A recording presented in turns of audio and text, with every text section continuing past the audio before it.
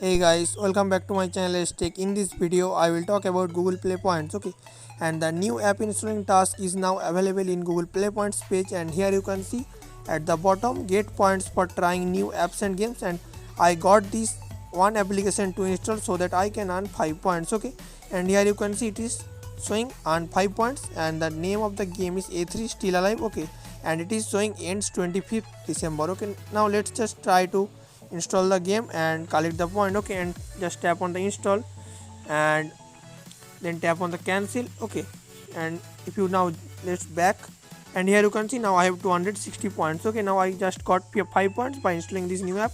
And if you go to the history, here you can see plus 5 points on today 15 December. Okay, so after watching this video, go to your play points page and check you got this or not. And if you got this, please let me know in the comment section below. And if you did not get this, also let me know in the comment section below. Okay, and here you can see a new feature is now available in play points. Subscribe for bonus points. Okay, and I will make a video about this very soon. Okay, so make sure to subscribe my channel to get interesting videos like this. Bye.